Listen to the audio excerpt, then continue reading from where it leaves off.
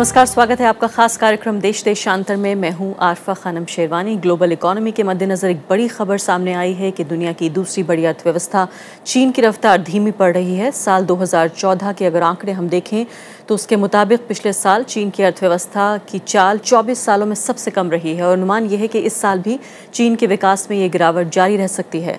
आखिर क्या वजह है इसकी? धीमी रफ्तार क्यों हो रही है इतनी? पिछले एक दशक में हमने देखा है चीन को सिर्फ चढ़ते हुए, उभरते हुए, और कैसे हो सकता है इसका इलाज? किस तरह का प्रभाव पड़ सकता है भारत जैसी अर्थव्यवस्थाओं पर?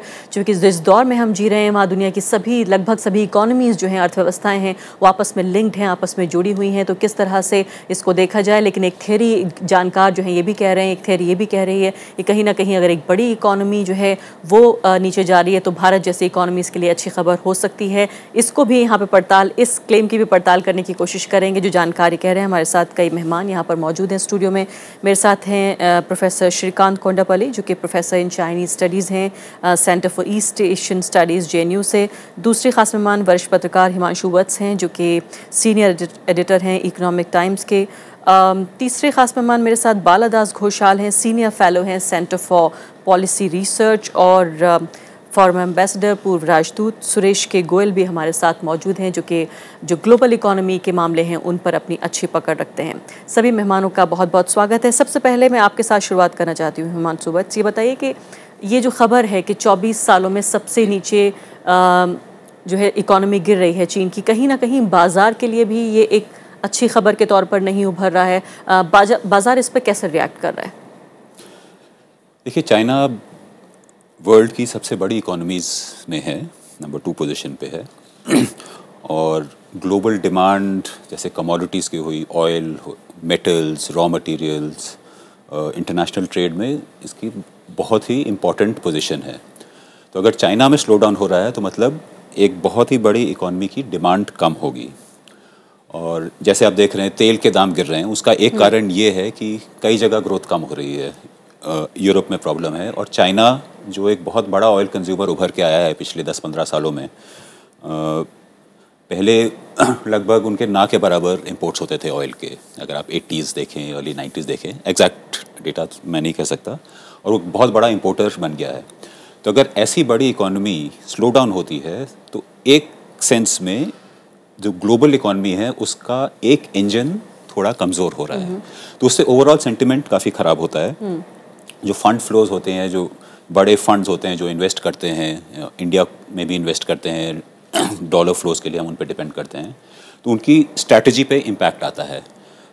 जब इकॉनमी ठीक नहीं होती तो ये जो इन्वेस्टर्स होते हैं वो थोड़े, जैसे बोलते हैं, रिस्क एवर्स हो जाते हैं। वो ये रिस्क नहीं लेना चाहते हैं। वो खुश रहेंगे कि जो अमेरिकन है कि भाई अमेरिकन इकॉनमी ठीक चल रही है, पूरे विश्व में एक अमेरिकन इकॉनमी पैसा जो है वहाँ लगाया जाए। फिर वो पैसा वहाँ लगाएंगे। तो लेकिन हिमांशु, जिस तरह से इसको देखा जा रहा है कि चीन ने जो अपनी जो बुनियादी रणनीति है अर्थव्यवस्था के ताल्लुक से, उसको जो बदलने की कोशिश की है, कहीं ना कहीं वो इसको जो रिस्क था वो सही साबित हो रहा है। देखिए, जहाँ तक उनकी सर्विस सेक्टर को ज़्यादा मजबूत करने की कोशिश कर रहे हैं और दूसरे तरीके अपना रहे हैं। देखिए, कई साल से, पिछले 20-30 साल से उनका अप्रोच वो था जो अभी इंडिया का अप्रोच है, इन्वेस्टमेंट लेड ग्रोथ, कि नए नए प्लांट्स लगते रहें, फैक्ट्रीज लगते रहें और वो दुनिया को सप्लाई करते रहें। अब रिसेंटली वहाँ पे ये डिमांड हो रही है इकोनॉमिस्ट से, एनालिस्ट से, स्पेशलिस्ट से, कि अब चाइना को थोड़ा कंजम्पशन ड्रिवन ग्रोथ भी करनी चाहिए। इंडिया का ऑपोजिट सिचुएशन है। जो नई सरकार है वो बोल रहे हैं कंजम्पशन और subsidy driven, entitlement driven growth की जगह अब आप इन्वेस्टमेंट लेड एम्पावर्ड ग्रोथ होनी चाहिए। तो ये एक शिफ्ट हो रहा है। अच्छा, दूसरी बात ये है, चाइना, जैसे आपकी रिपोर्ट में भी था कि 1990 के बाद से सबसे स्लो ग्रोथ हुई है। अभी तक जो इनका ग्रोथ रेट रहा है 8%, 9%, उससे भी ज़्यादा, ये परमानेंटली सस्टेनेबल ग्रोथ रेट नहीं होता है। जब इकॉनमी मैच्योर होती है, इंडस्ट्रियलाइज होती है, तो इस टाइप का growth rate over a sustained period करना मुश्किल है। जैसे US की इकॉनमी इंडिया से कहीं ज़्यादा अच्छी है, पर उनकी ग्रोथ अगर 2%, 3%, 3.5% हो जाए तो बहुत अच्छा माना जाता है। जो छोटी इकॉनमीज़ हैं उनके लिए 5% से ज़्यादा होना चाहिए, 8% होना चाहिए, क्योंकि इकोनॉमिक डेवलपमेंट का लेकिन हम ये भी समझेंगे आपसे ज़रूर, दूसरे मेहमानों की तरफ भी मुझे जाना है कि क्यों सिर्फ पॉइंट्स में भी, जबकि हालांकि फ़र्क है, उसके बावजूद भी इसको बड़ी गिरावट माना जा रहा है। घोषाल जी ये बताइए, बालादास घोषाल, की जिस तरह से 7.2 जो है वो माना था विशेषज्ञों ने इतनी होगी, लेकिन उसके बावजूद भी 7.4 बताया जा रहा है और इसको भी उम्मीद से बेहतर बता रहे हैं। तो अगर फंडामेंटली देखने की कोशिश करें बुनियादी तौर पर, जिस तरह से हिमांशु वत्स भी ये कह रहे थे कि अलग अलग इकोनॉमीज़ की अलग अलग चाल के हिसाब से हम असेस करते हैं, किस तरह से जो चाइनीज़ इकोनॉमी है उसको कैसे आप रीड कर रहे हैं? चाइनीज़ इकोनॉमी ये पिछली 20 साल से जितना प्रोग्रेस हो रही थी डेवलपमेंट, तो इसके लिए एक उम्मीद आ गया जो चाइना विल एक्सपोनेंशियली ग्रो। तो any sort of a reduction in that growth, ये ऑटोमेटिकली शॉक के तौर पे देखा जाता है, शॉक की तरफ देखा जाते हैं। But in any case this is also dependent on international situation, domestic problems. But एक तरह से उनका जो ये ग्रोथ, ये it also depends on political legitimacy. That if there is a slow rate of growth in China, there is a feeling that this regime might lose its legitimacy, because legitimacy depends on giving the Chinese citizens a better sort of prospects, better growth and all that. इसलिए इसका effect थोड़ा सा तो है ही, लेकिन फिर भी ये भी देखा जाता है जो चाइना का जो ग्रोथ इतना दिन हुआ है, फिर भी जीडीपी आउटपुट पर कैपिटा ये 93rd है। तो इसके लिए तो इम्प्रूवमेंट करना चाहिए, तो ये ज़्यादा इम्प्रूवमेंट कुछ हुआ नहीं। और प्रोडक्टिविटी भी चाइनीज़ वर्कर्स का फिर भी इतना ज़्यादा है नहीं, उसको इम्प्रूव करना चाहिए। According to one report at least 35% more has to be done in terms of productivity. लेकिन आप भी वजह वही मान रहे हैं कि जो पॉलिसी शिफ्ट करने की कोशिश की है पूरे इकोनॉमिक मॉडल में, जैसे हम भारत से देख रहे थे कि बिल्कुल कॉन्ट्रास्टिंग नजर आ रहा है, आप भी वही वजह मानते हैं? हाँ, क्योंकि ये थोड़ा सा तो एडजस्टमेंट का प्रॉब्लम भी है। ये export economy and then domestic consumption, इसका जो मिसमैच है, इसके लिए तो थोड़ा सा एडजस्टमेंट प्रॉब्लम होगा ही, and that will obviously affect the economic situation. जी, प्रोफेसर कोंडापल्ली ये बताइए कि आपके विचार में क्या वजह ऐसी रही हैं जो कि चाइना का फिलहाल जो डाउनफॉल नज़र आ रहा है, जो कि जिस तरह से हिमांशु वत्स कह रहे थे कि अलग अलग तरीके से पढ़ने की ज़रूरत है, अच्छा कर रही है चाइनीज़ इकोनॉमी, जितना एक्सपेक्टेड था कम से कम उससे तो बेहतर कर रही है, कि जितना माना गया था ये ज़्यादा लो हो सकती है। आपको लगता है कि फ़िलहाल जो शिफ्ट था, जो पूरा इकोनॉमिक मॉडल है या पॉलिसी है उसमें, जिसकी वजह से माना जा रहा है कि ये ख़तरा मोल लिया चीन ने और अब जो है वो नतीजे देखने को मिल रहे हैं, क्या वापस लौटने की संभावना है? चीन का जो गिरावट जो है वो उतना सब्सटैंशियल नहीं है। जैसे कि पहले 94 में कुछ 12% का ग्रोथ रेट हुई और उसके बाद 10% का ग्रोथ रेट, 2010 में 10% का ग्रोथ रेट थी। अभी कुछ 6.8 कह रहे हैं कि 2014 में 6.8% का ग्रोथ रेट। तो मुझे नहीं लग रहा है कि ये शार्प डिक्लाइन है। ये दूसरा चीज़ यह है कि हम ये भी देखना चाहिए कि ग्लोबल ग्रोथ रेट्स वैसे ही बहुत कम हो रहे हैं। अमेरिका में, यूरोप में, जापान में, साउथ कोरिया में, आसियान में रिलेटिव डिक्लाइन वहाँ पे भी, क्योंकि ये बहुत उनके लिए बहुत इम्पॉर्टेंट है, क्योंकि करीब 2 ट्रिलियन 3 ट्रिलियन डॉलर्स का जो कंजम्पशन यहाँ से चीन का जो गुड्स यहाँ पे सप्लाई होता है, तो अगर इन देशों में अगर डिक्लाइन, इकोनॉमिक ग्रोथ रेट्स अगर डिक्लाइन हो तो शायद उसका चीन पे भी बहुत असर पड़ेगी, और असर पड़ रहे हैं अभी आजकल। ये ग्लोबल फाइनेंशियल क्राइसिस के वजह से डोमेस्टिक कंजम्पशन कम होते जाने से वेस्टर्न कंट्रीज़ में, तो इसी वजह से इनका मुझे नहीं लग रहा है कि ये शार्प डिक्लाइन है अभी।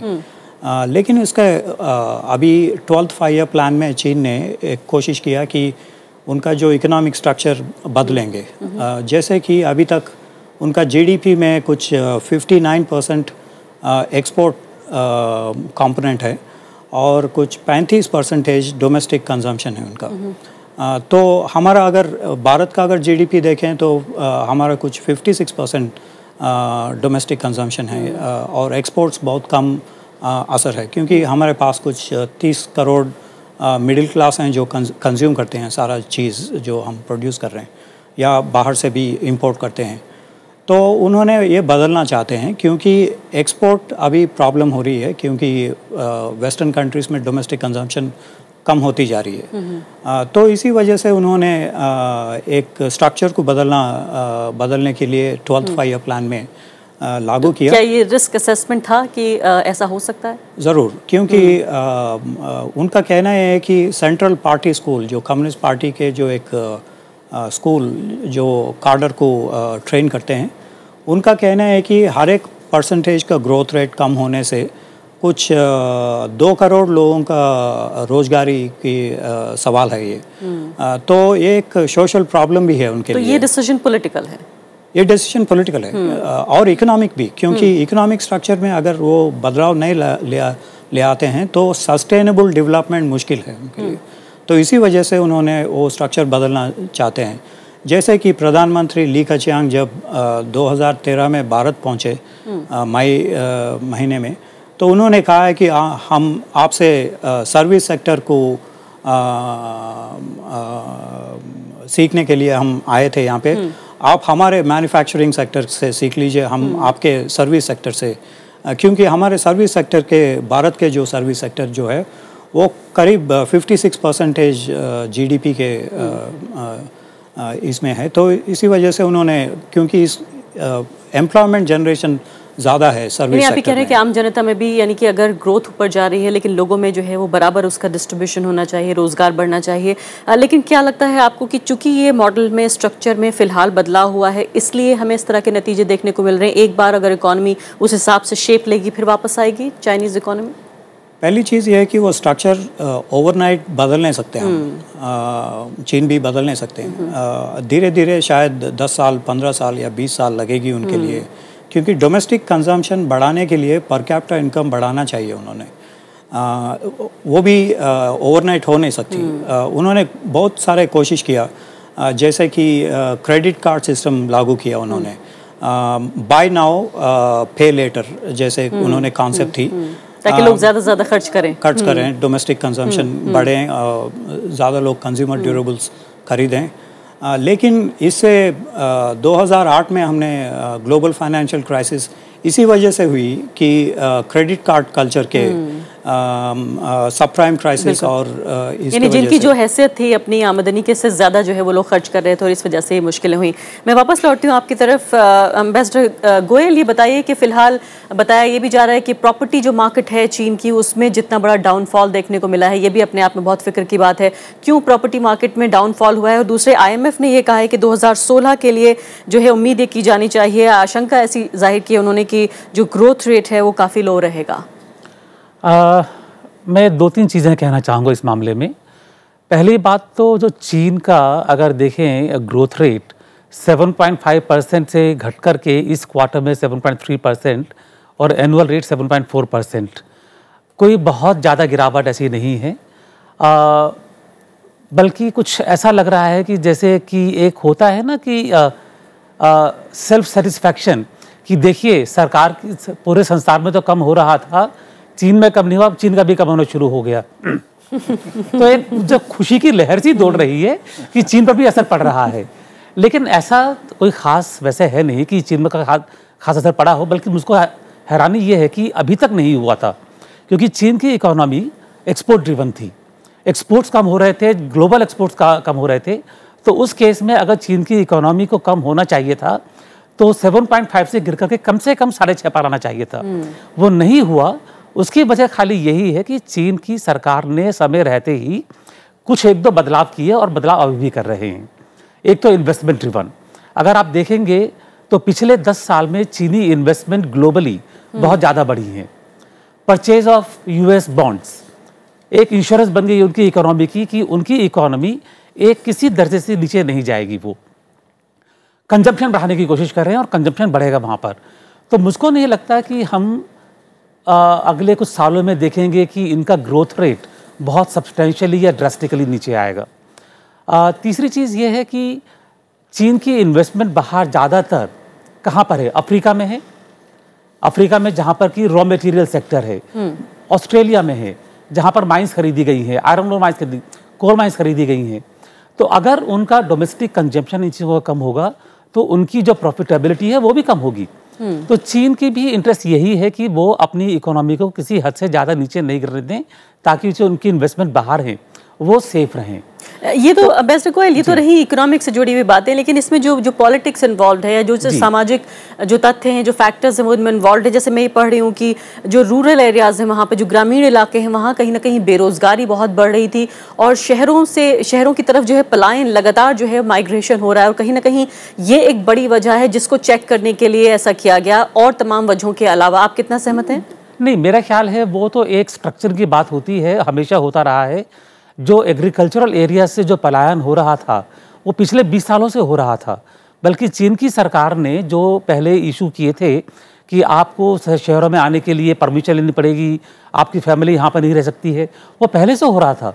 बल्कि अब तो लिबरल हो गए हैं। अब तो उन्होंने परमिशन दी है कि अगर आप रूरल एरिया से आकर के रहना चाहें तो रह सकते हैं यहाँ पर। नहीं, मेरा ख्याल है वो एक वजह नहीं है।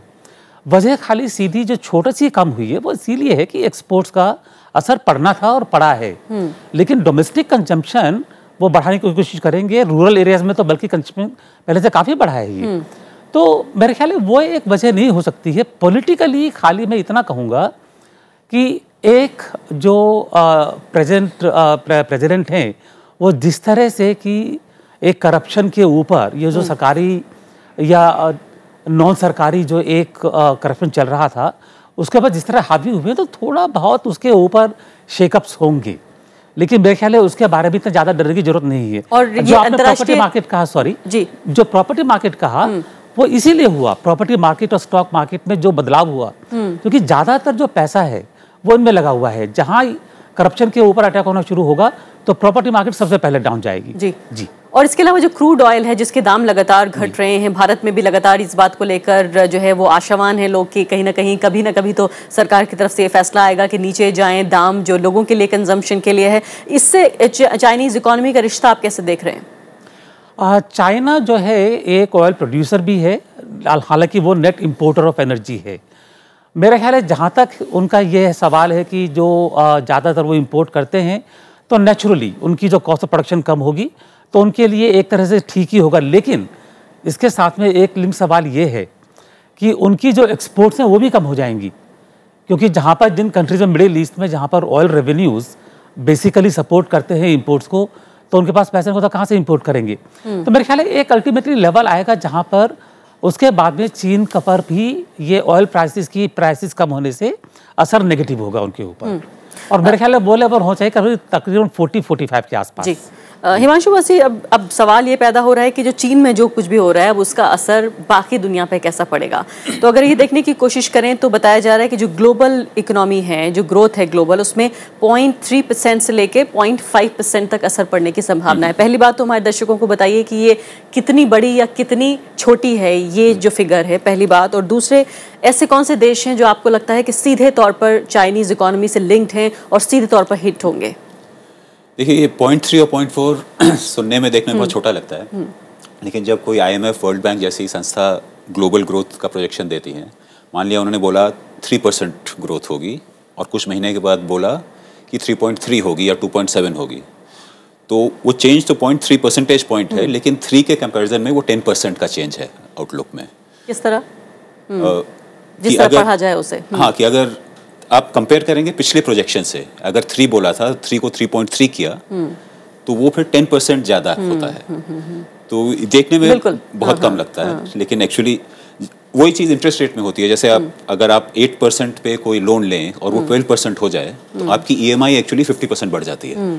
तो उस हिसाब से ये प्रोजेक्शन जब कम करते हैं तो ओवरऑल जो ग्रोथ का प्रोस्पेक्ट दिखाते हैं उसमें काफ़ी स्केल डाउन माना जाता है। एक तो स्केल डाउन माना जाता है और दूसरा दिशा डाउनवर्ड है। तो यानी आप ये कह रहे हैं कि ये एक बड़ी बात है, 0.3 से 0.5 तक बढ़ना एक बड़ी बात है। और किस तरह से इसका असर देखेंगे हम? ये असर, जैसे बाकी पैनलिस्ट ने भी बोला, चाइना एक बहुत बड़ा कंज्यूमर है, क्योंकि दुनिया की सबसे बड़ी इकॉनमीज़ में आता है।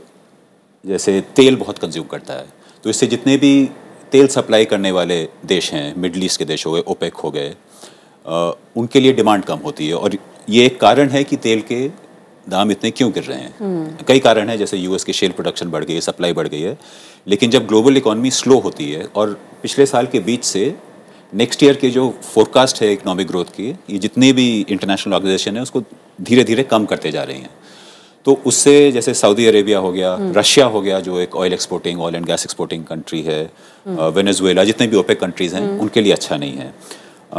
ये मटेरियल्स, नेचुरल रिसोर्सेज बहुत कंज्यूम करता है चाइना, स्टील हो गया, आयरन ओर हो गया, तरह तरह के मेटल्स हैं। तो जो कंट्रीज़ इनको सप्लाई करती हैं, एक्सपोर्ट करती हैं, उनके लिए अच्छा नहीं है। और जब कई कंट्रीज़ पे ऐसा असर पड़ता है तो पूरे वर्ल्ड में आप इंडिया का जो भी एक्सपोर्ट है, जैसे कई एक्सपोर्ट सऊदी अरेबिया को जाते हैं, ईरान को जाते हैं, चाइना को जाते हैं, तो जब ओवरऑल इकोनॉमिक क्लाइमेट डाउन होता है और कंजम्पशन कम होती है, डिमांड कम होती है, तो उससे सबको असर पड़ता है। और अमेरिका जैसे देश? अमेरिका एक देश है जिसकी इकोनॉमिक आउटलुक अभी अच्छी है।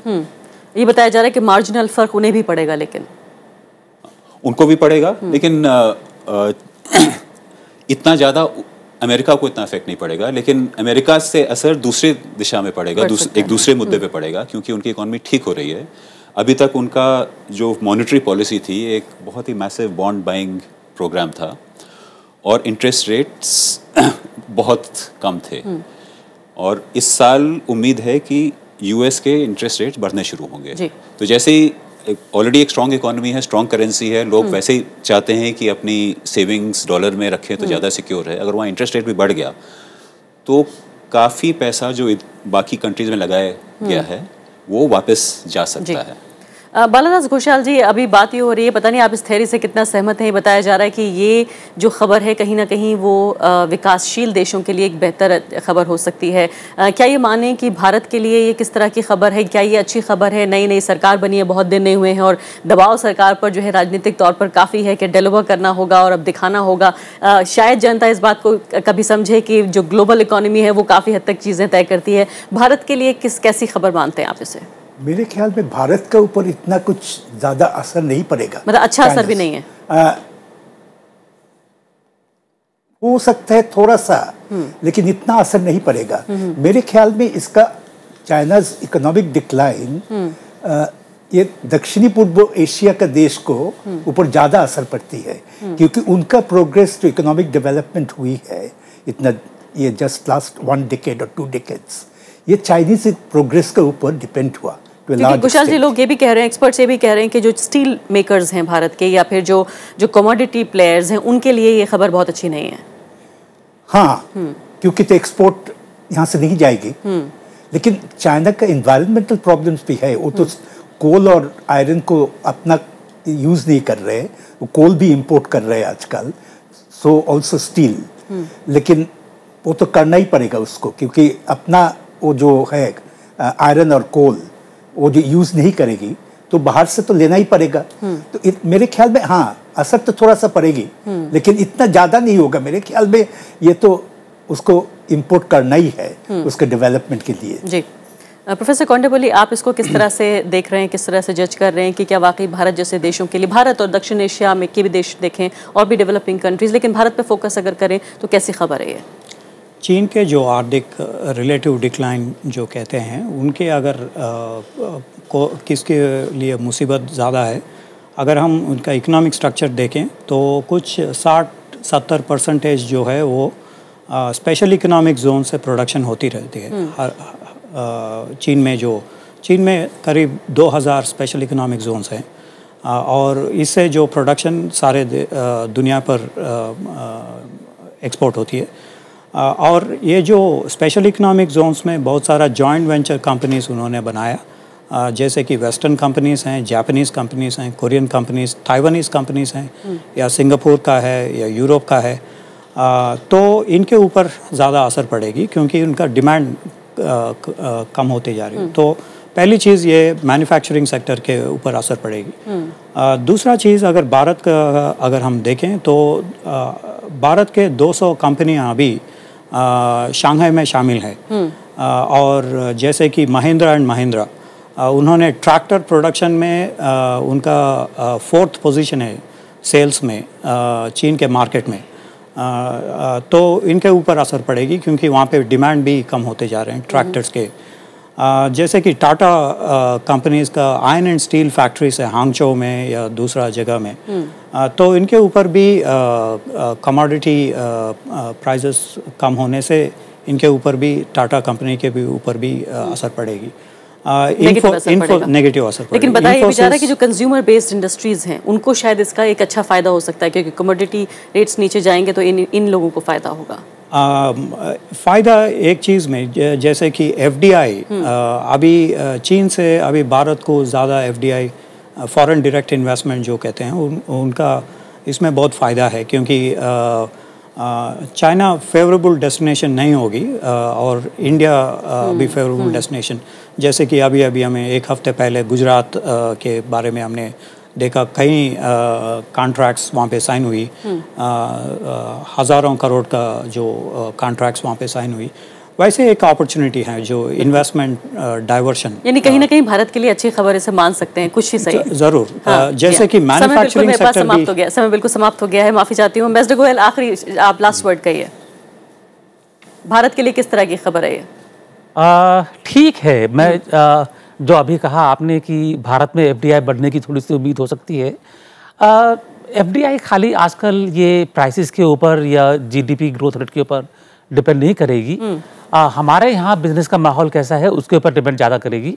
तो मेरे ख्याल है थोड़ी तो FDI बढ़ेगी ही, लेकिन इसके अलावा एक हमारा जो है एक्सपोर्ट्स वगैरह और जो रॉ मटेरियल एक्सपोर्ट है थोड़ा सा इफेक्ट होगा, तो तकरीबन नेगेटिव और पॉजिटिव दोनों बैलेंस करेंगे मेरे ख्याल है जहाँ तक। और भारत जो है काफी कॉटन भी एक्सपोर्ट करता है, वो भी शायद हिट होने वाला है, उसको थोड़ा भी सा नुकसान कम हो जाएगा पहुंचेगा वो भी, जी हाँ, तो बैलेंस हो जाएगा तरीका। तो कुछ फायदा और कुछ नुकसान दोनों मिली जुली खबर है। हालांकि बताया जा रहा है कि जितनी भी इकोनॉमीज लिंक्ड हैं उनके लिए कहीं ना कहीं बहुत अच्छी खबर नहीं है। इससे पहले हमने जापान में भी सुना था कि लगभग 1 साल पहले काफ़ी बुरी तरह से जो है इकोनॉमी हिट हुई थी। बाकी यूरोप की भी हालत बहुत बेहतर नहीं है फिलहाल, लेकिन चाइना से जो खबरें आ रही हैं उसको यहाँ बैठे जानकार तो कम से कम बहुत बड़ी ऐसी खबर नहीं मानते जिससे कि जो दुनिया की इकोनॉमी है, दुनिया की अर्थव्यवस्था है, उसमें बहुत बड़ा भूचाल आने वाला है। लेकिन कम से कम आशंका भरी नज़रों से ज़रूर देखा जा रहा है। सभी मेहमानों को बहुत बहुत शुक्रिया, नमस्कार।